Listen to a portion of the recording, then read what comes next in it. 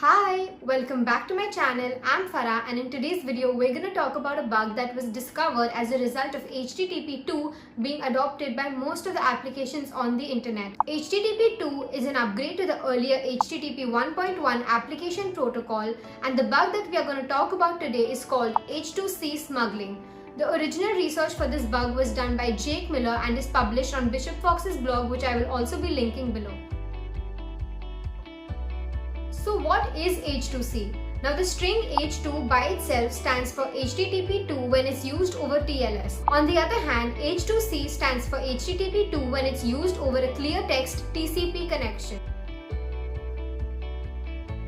So what's the difference between the two and why would someone use H2C? So normally HTTP connections are pretty short-lived because they only last until a single request is completed. However, H2C means that a normal HTTP 1.1 plain text protocol can be upgraded to a more long-lived HTTP 2 binary protocol, and this allows the client and the server to continuously communicate with each other over a single connection.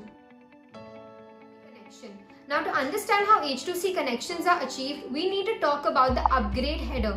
This request header is provided by the HTTP 1.1 protocol, and it can be used to upgrade existing HTTP 1.1 connections to H2C when it is sent with this value.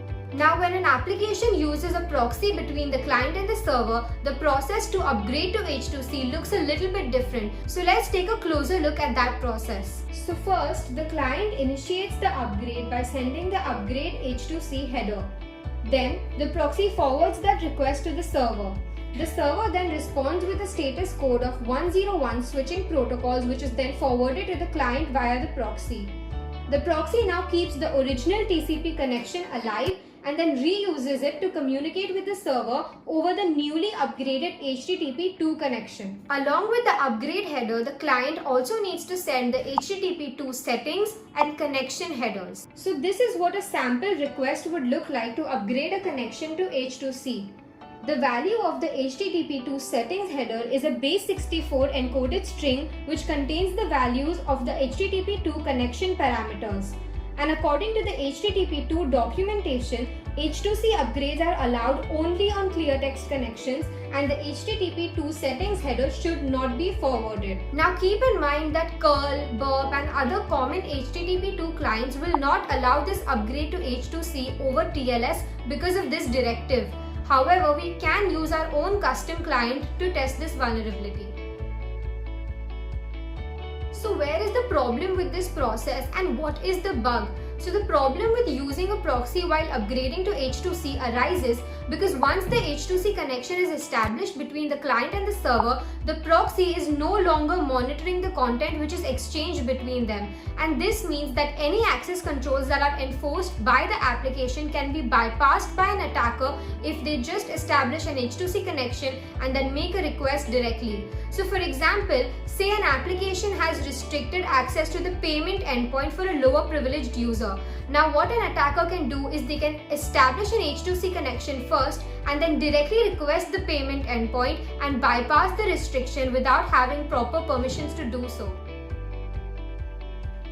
So let's summarize now and try to understand the flow of how an attacker can initiate this attack and then get access to a restricted endpoint. So first, the client will send a request over HTTP 1.1 which contains the upgrade H2C header. Then the proxy will forward that request to the server. The server then responds with 101 switching protocols and successfully upgrades the connection to H2C. The proxy then converts the original TCP connection into a single, long-lived H2C connection and then stops monitoring individual requests which are sent by the client. The client sends a request to the payment endpoint, and the proxy, which is not checking the content at this point, forwards the request to the server.